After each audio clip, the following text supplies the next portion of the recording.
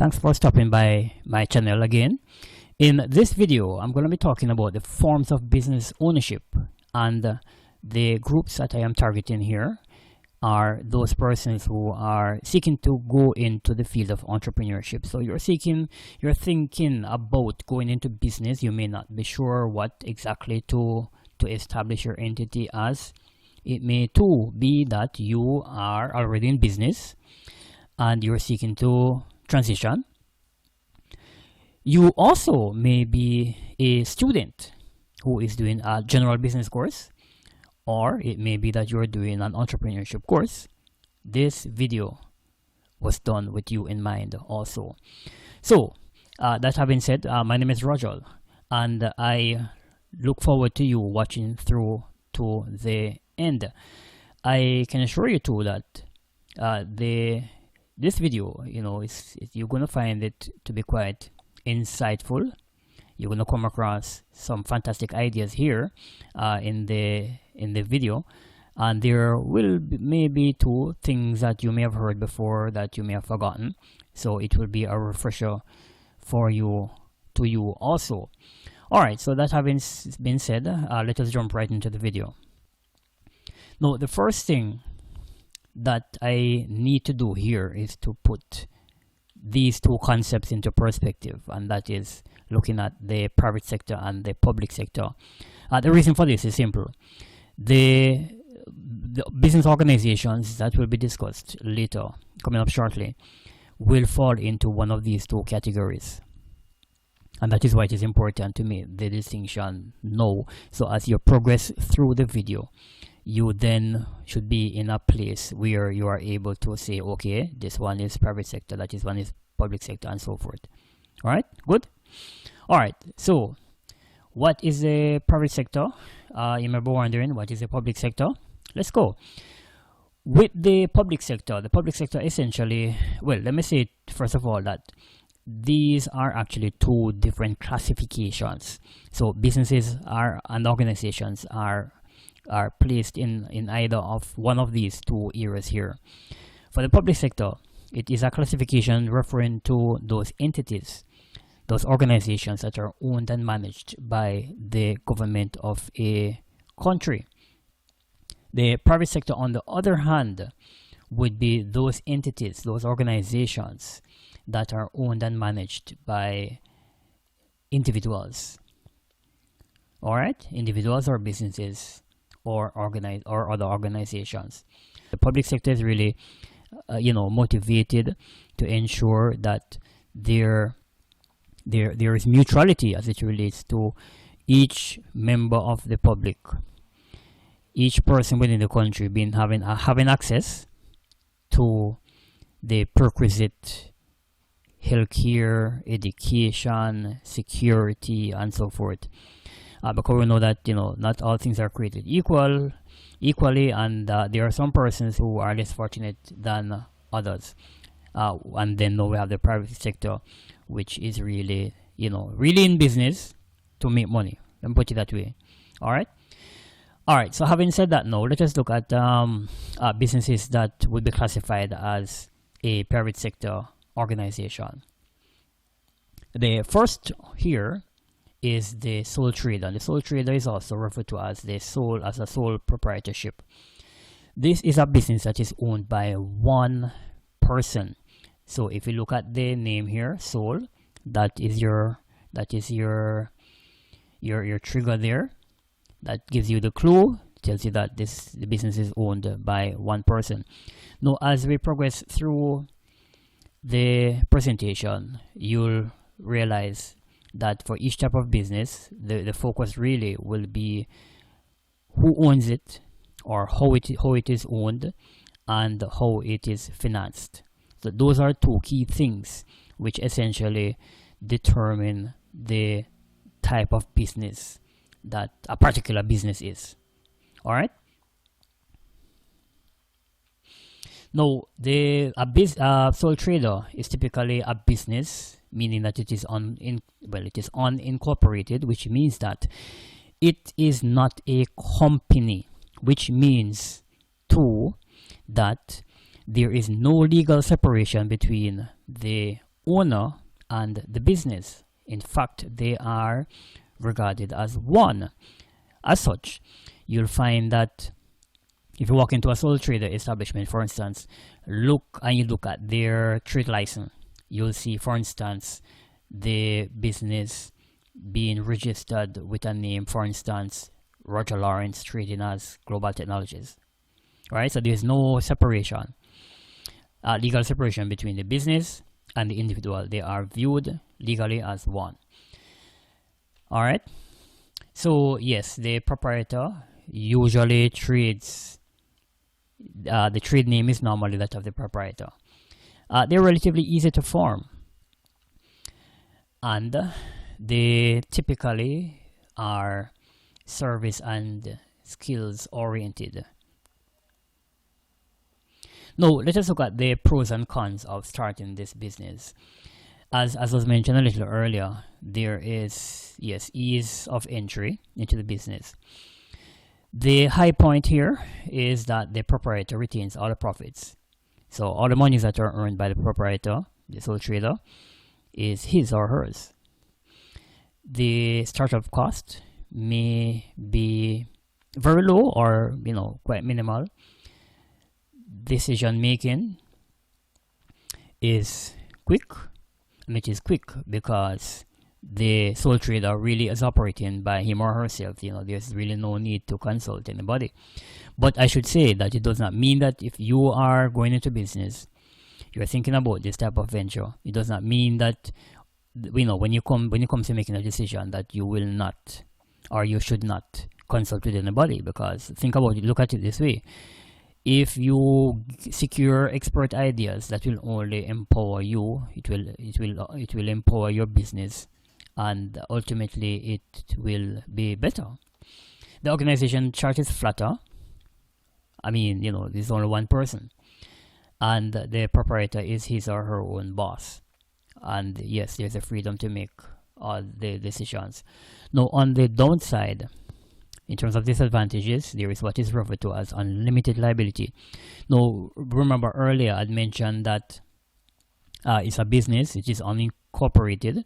There is no differentiation between the business itself, no legal distinction between the business itself and the entrepreneur, which means that if the business incurs debts, if the business becomes bankrupt, there are personal implications for the entrepreneur, which means that the business is unable to pay its debts. The court, for instance, can force the entrepreneur to sell private property possessions to pay the creditors. So there's no barrier there to prevent that from happening. Also, you'll find that typically this one person may be limited in terms of his or her finances. It may also be a challenge raising capital. The skills, also managerial skills of the entrepreneur, you will find that, you may find that the managerial skills are quite limited. Lack of continuity is another ill of this type of venture. The fact that it is owned by one person. What we're looking at here, is the fact that the ownership is by one person. So technically, if that person were to pass, then there is no co-owner. There are no multiple owners, who would take over the business. That is the perspective from which this is being viewed. Also, the structure of the business is, you typically find that the structure is quite informal. Also, the operations, and the owner, of course, takes all of the risk. To start a business, it is high risk. There's no guarantee of success, and so as you the entrepreneur, you're going through, you're going to find that you're going to be exposed to all of these things, and you have to stand up on your own 2 feet and bear all of these risks. And of course, where the sole trader type business is concerned, it is one of those businesses that have a high risk of failure. The thing too is that when we when we look at the sole trader type business, we find that there's normally a pattern in terms of the type of services or skills persons who are normally engaged in this form of business ownership. So you're looking at persons like barbers, lawyers, doctors, grocery shops, the small grocery shops. You find that typically they operate as a sole trader. Taxi operators, vendors. Now earlier I'd mentioned lawyers and doctors. Now this is the case if they are they have their own private practice, then most likely that is how they will be operating. Next we'll move to look at a partnership. Now a partnership is divided into two areas. So there are two different types of partners or partnerships. We have the general partnership. So you're thinking about going into business, you may be thinking about a partnership. It may be you may establish as a general partnership or a limited partnership. Now with a general partnership, there is what is referred to as unlimited liability, which means that similar to what was mentioned with the sole trader, if the business becomes indebted, then there's no separation again between you, the entrepreneur, and the business. There's no legal separation, and so you'll be called upon, you'll be required to dispose of personal property to pay the creditors. Where the limited partnership is concerned, that the liability is limited, and the one does not have to take part in the daily operations of the venture. For a partnership, the ownership may range between 2 to 20 persons, and this excludes professionals. So according to the Companies Act here in Jamaica, it does not permit professionals or a partnership consisting of professionals to have up to 20 members or partners. Additionally, there must be what is referred to as a partnership deed, and this is a key document when establishing a partnership. So I just mentioned it is a document. So you're going into business as a partnership form organization, you have to have a partnership deed, and basically it spells out the terms and conditions under which you will operate as a partnership. So things like who the partners are, how the profits and losses will be shared, how much money will be inputted by each person, how you will handle disputes, things like those are contained in the partnership deed, and that is critical to a partnership. A partnership also is a type of business. So also, as with the sole trader type entity, it is unincorporated. So as I mentioned a little earlier, there is no distinction between the business itself and the owner, or well, the owners rather. In terms of the advantages and disadvantages now, on the plus side, there is by virtue of it being a partnership, there now is the possibility of greater injection of capital into the business. So with the sole trader, one person, it may be that person's financial resources are quite limited.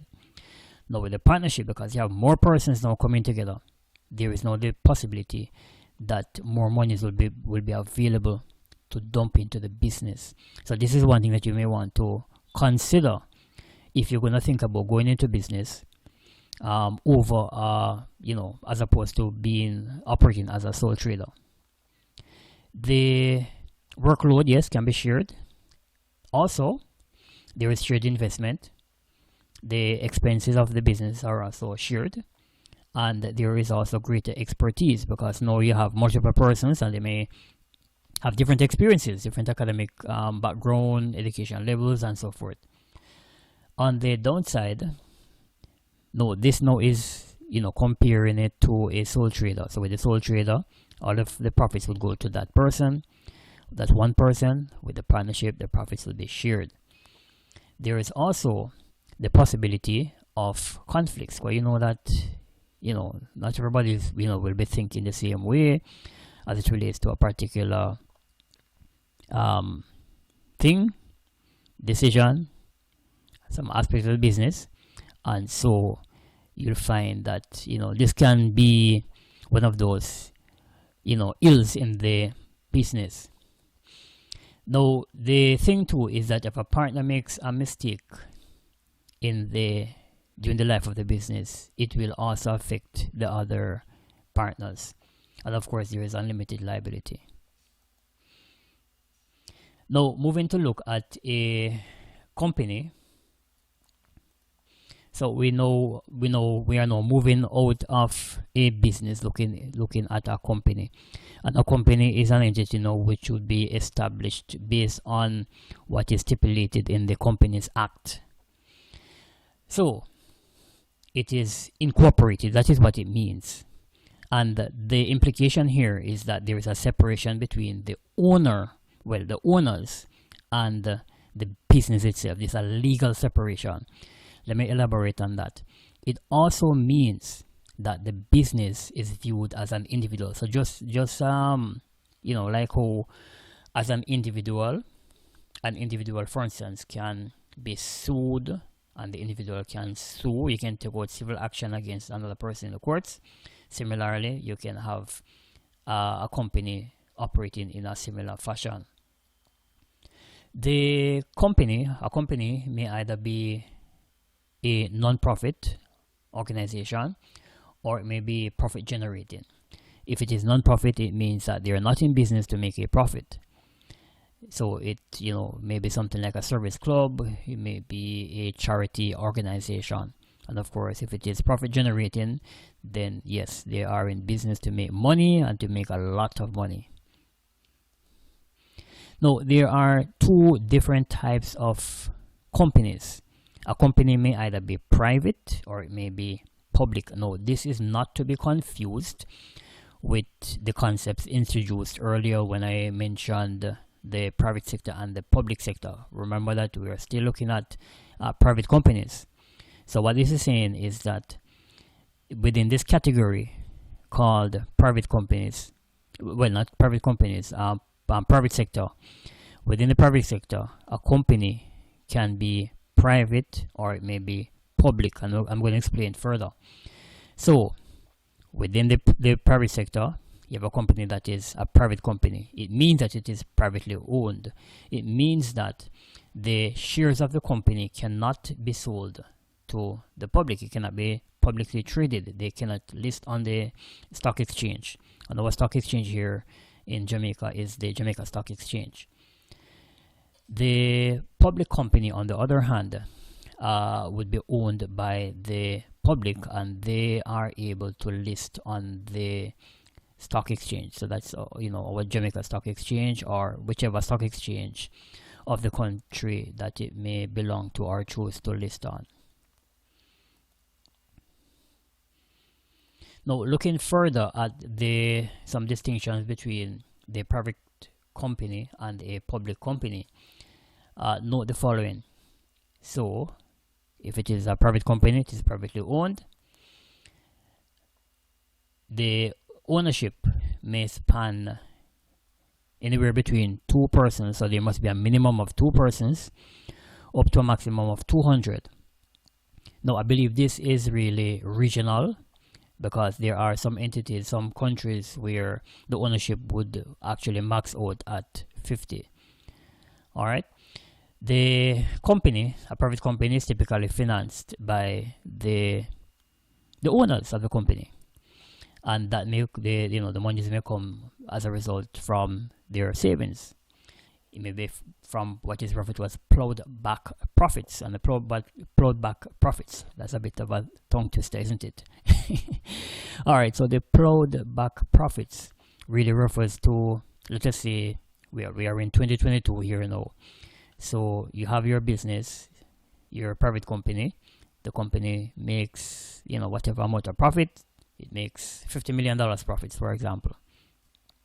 And you decide that you will not, you're not going to be using that money. You're going to put it back in the business. So you perhaps may use that now to purchase additional stock or to purchase additional equipment to improve on the business so that later on in the future it will be able to make more money. So that is your plowed back profits. Loans and private investors are also two sources that private company are able to get finances or financing from. There's also limited liability. So here now, Rombard mentioned the about the business, the sole trader and the partnership being unincorporated. So a private company, it is incorporated, which means that there's a legal separation between who owns it and the business. And the implication here is that if this private company goes into becomes bankrupt, then the creditors cannot come and say, okay, through the bank, but not through the bank, through the court system, that the owners must sell their cars or their homes or their yachts or private jet to pay the creditors. No, it stops with the business. The thing too is that the shares cannot be transferred without consent. So you have a private company. Let's just say you and your family members or some friends, you have a private company. You decide to dispose of your shares. You cannot just do it like that. You have to have that consultation with the other members of that company, the other owners of the company. The thing too is that financial reports are private. So whatever money you make, your financial documents, your statements, your profit and loss account, your trading account, your balance sheet, all of those are private. Because it is a private company, there's no need for persons on outside, right, in the public space, to know about how much money you are making and so forth, right? That is your business because it is a private company. And of course, there's perpetual succession, which means that because there are no more persons owning the business, it means that the life of the business can be longer. Remember, with the sole trader, one business, and say if the person passes on, then based on that, the business would most likely close. Now with the public company, it is owned by the public, and by the public here, it is referring to anybody, any citizens of a country, for instance. It can also, a public company can be owned also by persons in another country. So I'm here in Jamaica, and for instance, I can be a part owner of a company in the USA or in England or in another country, right, that is listed on the public stock exchange. Where the ownership of the public company is concerned, it has to be a minimum of 7 persons. And guess what? There is no limit to the amount of persons, so there's no maximum. Where finances is concerned, no, this is a high point of a public company, because if the company needs money, and typically they would need money to for expansion, to purchase real estate, to put up more buildings, expand their factories, things like those. Then what they will do is that they will go to the public asking for money, and this is in the issuing of shares. So that is how they are primarily financed. They don't need, well, not that they don't need, but in terms of going to the bank to purchase, to secure a loan, there's really no need to do that, and that is really an advantage there over a private company. They can simply do a share issue to the public for that funding. There's also limited liability, so this is a plus here again, and the shares are easily transferable. So I have shares in a company, and let's just say that I choose not to be an owner, be an owner of that company anymore. I can simply just sell my shares. So all I need to do is to just talk to my broker, right? Hey broker, I wish to sell my shares in, let's just say, Grace Canadian Company Limited, and they just do that. And typically, I think the standard turnaround time for that to happen is like about 2 to 3 days. All right, and then I would no longer be a part owner of that entity. The financial reports, yes, they have to be published. So because it is a public company, the company is owned by members of the public. And remember again, this is not the government. It is the public, as in the citizens of a country. Or, well, not citizens. No, I don't want you to have the idea that when I say citizens, it is really restricted to those who are living in the country in which the organization, the company exists. No. All right? Because, as I mentioned, living here in Jamaica, and I can purchase shares in Google, for instance. All right? So, their financial reports have to be published. So, you go into one of these companies. Let's just say you go into Scotiabank, which is a public company. You go into Scotiabank, and you'll see that on their wall, in some prominent space, they have installed their financial reports. Yes. So they have up there their trading profit and loss account and their balance sheet. And that is something that is mandated by law. So the Companies Act stipulates that by law, once you're a public company, that you have to put out there in the public space your financial reports. And these two, we find that they are published in the press. And of course, there is perpetual succession. And the reason for that, let me just elaborate on this. The reason really that they need to publish or publicize their financial reports is that it has to be made available to their owners, and the owners are the citizens, whomever would have purchased shares in the company, right? So it has to be made available to them. Also, because it is a public company, anybody can possibly become an owner. And so you may have an interest, and by it being in a public space, you are able to review it and to make a decision, as to whether you want to invest in that company or not. All right, what do you think?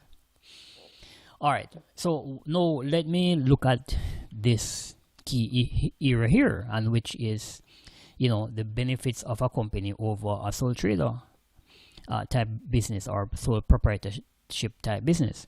No, it is really important that I look at this, because I remember earlier I would have registered a particular business as a sole proprietorship, and within more recent years, talking to one of my mentors, he would have advised that Roger, it's always a good idea to register your business as a company as opposed to a sole trader, because there are particular advantages that can be had. And I've come to realize that. So let me share with you some stuff here. So there are tax advantages when you register as a company, and here now to be a private company. What it means is that you can do things like tax write-offs. There are things that expenses that you will incur also that you can write off as business expenses, and these are things that you would not be able to do as a sole trader, because remember, for the sole trader, the business and the business person are seen as one, not two separate entities. Okay. Also, the thing with the company, as was mentioned before, limited liability. This is a plus. And yes, I mentioned the legal separation. And yes, the possibility of greater investment opportunities. Bear in mind too that you are looking to go into business. The thing is, if you register your business and you register it as a company, and you are projecting yourself in a somewhat professional way, you are making your brand quite pronounced, and establishing it to be quite prominent, then this knowledge is going to become attractive to persons, and guess what? They will then want to come and invest in your business. So that is what this is talking about here. All right. Now at this point, just to remind you, if you haven't yet subscribed to my channel, please go ahead and hit that subscription button.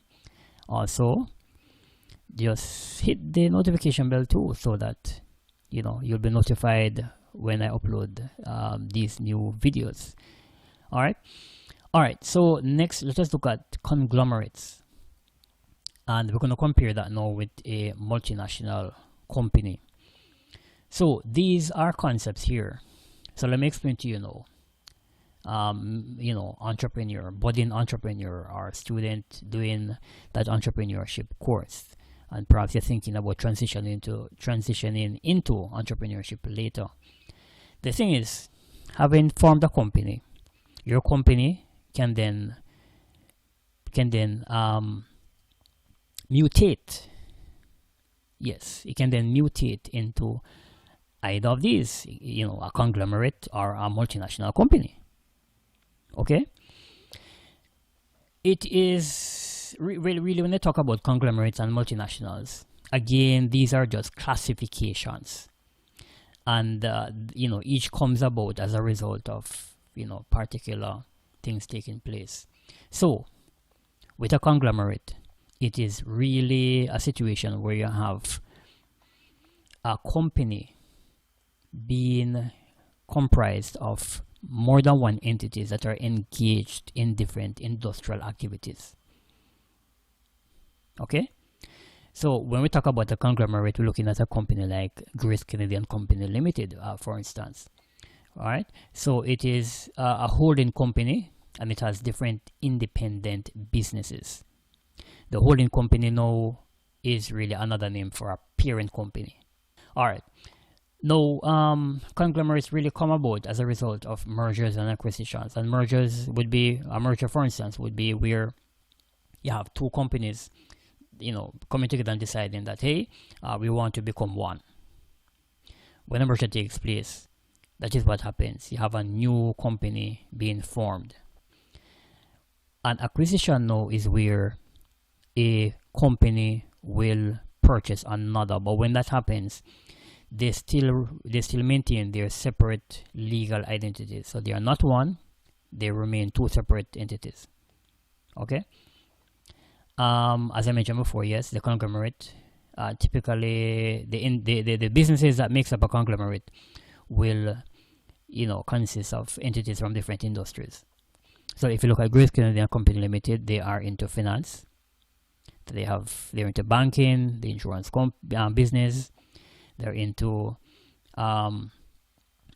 packaging, manufacturing, for instance. Also, a chief benefit of a conglomerate is that operating as such an entity, you benefit from what is referred to as economics of scale, and this now is where by virtue of size, you have a tremendous amount of influence in the market. Yes, so it means that look at it. All right, let me put it this way. Let me put it this way. If there's one business, let's just say that there's one business. Let's just say a supermarket. Think about it in terms of what they will be purchasing. Okay, and yes, I know it is relative. I haven't scaled it, so you have no idea, because a supermarket can be any size. All right, but let us say here in Jamaica we have, let's just say, Progressive. So let's just say you have a supermarket the size of Progressive, right? Just one supermarket, not the chain, no, just one. But then you decide to establish other entities. Excuse me. So you decide to establish a chain. So now you have different branches. Now, by virtue of having different branches, you're gonna need more stock, more computers, more fixtures, more fittings, and so forth. When you go to purchase these items now, it means that you're gonna be purchasing more. So guess what now? It means that you can better negotiate with who you're purchasing from. So you can say, hey, Mr. Purchaser, I am purchasing 2 containers of what now? Goods. Right? Toilet paper. Right? So perhaps before you used to purchase half of a container. You know those containers that they transport, that they ship goods in? Yes. So before you used to purchase half of a container of tissue. Now you are purchasing 2 containers or 4 containers. You then are better able to negotiate on the cost. And by virtue of that, your cost would reduce. Your unit cost would reduce. So this is what we talk about economies of scale. Economies of scale really refers to the benefits that entities get as a result of them expanding or becoming larger. Also, the thing about conglomerates is that, yes, sometimes because of various factors, different variables come into play, you find that one of the businesses within the conglomerate, that it actually makes a loss in a year. Because remember, in business, there's no guarantee that you will make a profit. Absolutely no guarantee. So one of the entities let's just say within Grace Canadian Company Limited, that one of its companies makes a loss. By virtue of there being multiple companies coming under the Grace Kennedy umbrella, it means that the loss now can be spread out across all the companies. It means that the profits also will be spread out. So they can use some of the profits that are made in another company and help out this one that made a loss this year, for instance. Alright? Hope you're getting it. And then now we have the multinational company. Now, multinational, as the name suggests, this company now exists in more than 1 countries. Alright? Another name for a multinational company too is transnational. So if you see the term transnational, it is also referring to the same thing. It is simple. It is that you have a company and you will have a branch, for instance, in Jamaica. You have another one perhaps in the USA, probably one in Trinidad, probably one in Barbados, probably one in Nigeria. Alright? That's a multinational company. The thing with a multinational company is that it has a home base, and this is referred to as a headquarters. So I believe GK, Grace Canadian Company Limited, their headquarters will be here in Jamaica. The thing to wrap up, I should say too that you will find that a multinational company may also be a conglomerate. Alright, how are you doing so far? Alright, have you decided yet, perhaps a budding entrepreneur, what you would be going into? What form of organization you would be establishing? Alright. Now, let us look at a franchise. Now, a franchise, and this is according to a definition here given by Investopedia. It is saying that it is really a type of license. So when a franchise, yes, is really a license that is granted to a company to use the franchisor. So these are 2 terms that you ought to be familiar with here now. Franchisee and franchisor. The franchisor is the one who is selling the franchise. The franchisor, that's SOR, is the entity that owns the brand that is allowing another company, the franchisee, to use its brand. Get it? Alright. So that is really what it is. And this concept of doing business, it has become quite prominent over the couple of years. Alright. So what are some pros and cons of a franchise? For one, the franchisor provides an established and working business model. So you as an entrepreneur you as a business person, you're seeking now to establish a business. You do not necessarily you don't have to start from scratch. So you may look and say, okay, you want to establish a business.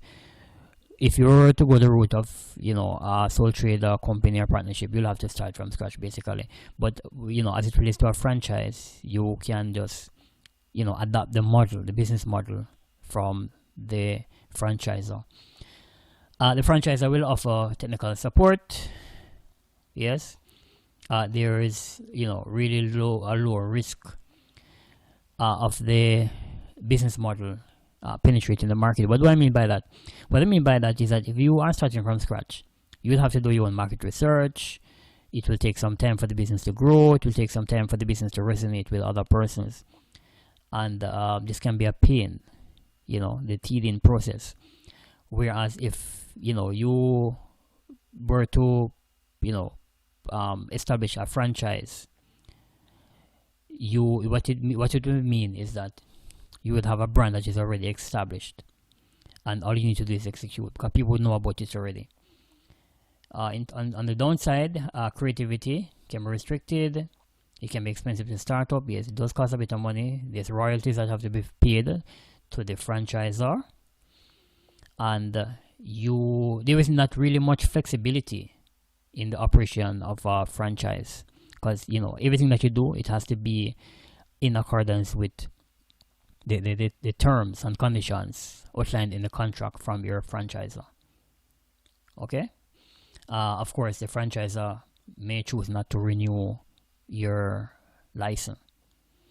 In terms of franchises, we would have had entities such as Starbucks. That's a franchise. There's also Margaritaville, Burger King, Digicel. I should say that where like Digicel and Flow are concerned, not all the stores are really owned by Digicel and Flow. Some of them are franchises that they sell to persons. So have an individual who has an interest in operating one of these businesses, and let's just say that they approach Flow. Hey Flow, I want to operate one of your outlets. Yeah. All right. So that's it. Moving on. Looking now at cooperatives. And a cooperative now is an organization that is owned and operated by its members. The unique thing about this type of business now is that the members pool their resources, and the purpose of it is really to improve, is really to impact the social and economic well-being of the members, right? So essentially, you have a group of persons who share a similar interest. All of them, for instance, may be farmers. All of them may be doctors. All of them may be persons seeking to own a home, or they are teachers, or they are nurses, right? So it is really just to promote their interest. The pros is that there is limited liability. Yes, that's good. It is open to anybody who belongs to that particular area. That interest that is common to them all. There's also equal voting rights, so there's democracy. There are economic advantages, meaning that typically in a cooperative, let us say that it is a farmers cooperative, then the entity would be, for instance, purchasing farm supplies and selling it back to the members at a reduced cost. So you have that plus there. They also provide technical support to the members, and the members share in the profits and losses. All right. In terms of the cons now, the decision process can be quite slow, because yes, everything has to be agreed upon by the members. Each person's voting rights. Sorry, there is equal voting rights irrespective of investment amount. So it doesn't matter how much you invest, you have the same right as the person who may have invested probably 2 times or 10 times what you invested, or more or less. There's perpetual existence. It will continue to exist even if a member dies. The capital can be inhibited, based on what the group is, and other factors there. The interest rates, where for instance a credit union is concerned, which is a type of cooperative, you find that their interest rates are on deposits are not all that attractive. All right, not all that attractive at all. And then now we have this comparison here, looking at the difference between a cooperative and the other types of businesses. But before I get into that, let me just mention that where a cooperative is concerned, there are different types. So we, for instance, have cooperatives that are credit unions, those that are in agriculture, those that are in housing, it may be fishers, it may be transportation, insurance. Here in Jamaica, and I think the Caribbean in general, I believe we're more accustomed to seeing credit unions that are cooperatives. And so we have entities like Kuna. In each parish here in Jamaica, so here in Jamaica, the region, the country is divided into what is referred to as parishes, right? In other entities like the US, it is divided into states. And each parish generally has a cooperative. All right. So you'll have, for instance, the Manchester Cooperative Credit Union. You have the Clarendon Cooperative Credit Union. You have the St. James Cooperative Credit Union. All right. Where agriculture is concerned, you have, for instance, the Coffee and the Cocoa Growers Association. Just to give you an idea. Where insurance is concerned, so you have the insurance cooperative too. You have the Jamaica Agricultural Society Cattle Insurance Cooperative. Just to give you some idea. All right, so what's the difference now between a cooperative and other types of businesses, you may be wondering? So a cooperative, as mentioned before, it is owned and managed by its members. Whereas other businesses, the owner may not necessarily take part in the operation. So if you, for instance, are an owner in a PLC, a public limited company, then you would not be there working in the company. Right, so if you purchase shares in, let us say, Grace Kennedy, or Sagicor, or NCB, or Scotiabank, you would not be going there to work. No. All right. You're merely an owner. When they have their AGM, which is annual general meeting, then yes, you're invited to come and to partake in the process. But that's about it. Additionally, the members of the cooperative, it is only the members of the cooperative who use the services. So look here now, I am not a member of the Coffee and Cocoa Growers Association, which means that by virtue of me not being a member of that entity, I would not be entitled to the services that it offers. Right? Whereas now with other types of businesses, the owner may never use its services. So here, the members, yes, they're entitled to the services, and only the members. Right? And remember, the members are also the owners.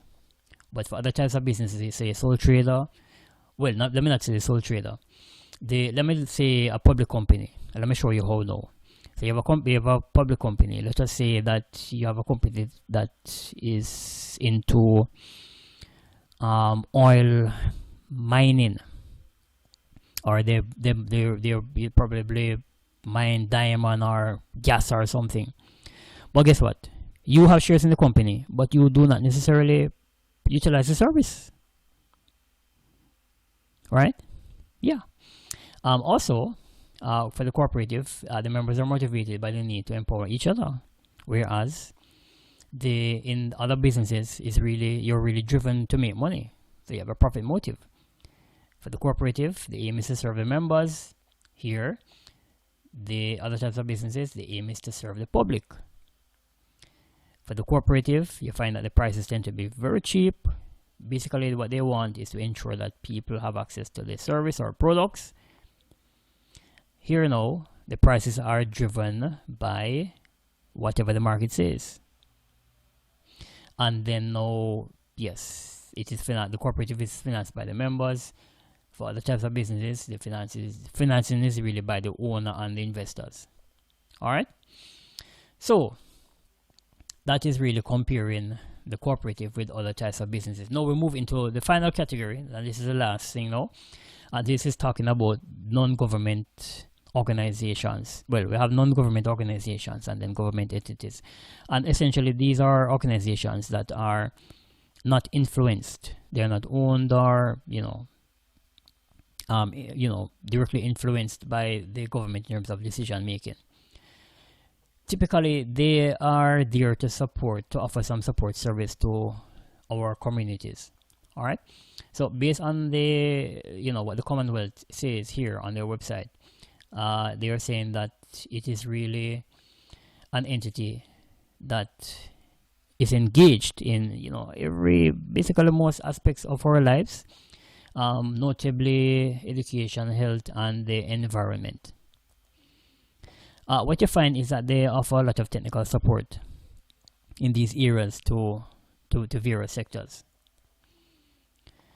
They are typically persons who are lobbyists, and they assist in national development. I mentioned this already. The focal areas, really health, environment, and education. And there's generally no government influence. And some entities that are non-government organizations would be like your Red Cross, Jamaica Aid Support, Jamaica Cancer Society, PSOJ, and the Council of Churches. All right. Now we're moving to the final section, which is the public sector. Now the public sector, again, this is the government. And as I mentioned earlier, this has nothing to do with a public company. All right. And there are different elements of government. So we have state corporations, and these now would be established by some act which would have been passed. So we have, for instance, the Jamaica Railway Corporation, NHT, and you have other boards like the Coffee Board and so forth, which have come about as a result of some act which would have been passed. We also have nationalized industries. Now, this is where you have the government privatizing, taking over a company. This is normally in national interest. So it may offer a critical service to the public, and by virtue of that, the government wants to ensure that people have equal access to it because it is such a critical service. There is also the local and municipal authorities. Now, these, as the name suggests, local, municipal, no, they are regional. So remember, we have the different government ministries. So we have the government departments, but they cannot be on the ground. And typically they are centralized in the nation's capital. They cannot be on the ground. So we have our government ministries, the headquarters being in Kingston, in Jamaica here, Kingston and St. Andrew. They can't be, they can't necessarily, get things done directly from their HQ, their headquarters. So what they do is that they basically decentralize the services, and by virtue of decentralizing the services, they actually then have representatives in the parishes across the island who are mandated to carry out whatever function the ministry was set up to do. All right, so this is how they come about. That's the local and municipal authorities. So we have them being, for instance, a parish council. Okay, that is one primary example there. And the parish council would be in charge of things like the collection of garbage, public health, also are things that comes under that jurisdiction. And of course, the government departments would be ministries such as the Ministry of Health, Ministry of Security, Ministry of Education, and so forth. All right. So that's it. At the end of the presentation, how was it for you? Did you learn anything new from the presentation? Anything that you did not know before? Tell me what you think. Right, drop it in the comments section. Now, in terms of you starting your own business, I hope this presentation has been such that it was able to give you an overview as to the different types of businesses that exist there out there, and would have given you some clue as to what you would want to go into, right? And of course, some of them would not necessarily apply to you. For instance, you cannot go out and establish a government department. All right, so what I would have covered would more so be referring to the, in terms of what you and I would be able to engage in as a business organization. In terms of setting up a business, would be a private sector entity. All right.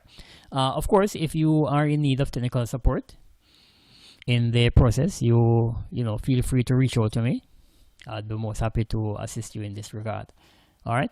Please remember to share the video, share the link with other persons so that they can be empowered by the content and the content of other videos. Also, I also maintain a tech channel. It's in my name, so it's Roger Lawrence. I'd really appreciate you going over there, watching the video, subscribing also, and please remember to also like and subscribe. All right, so all the best to you, and I look forward to seeing you getting into your own businesses soon. Take care.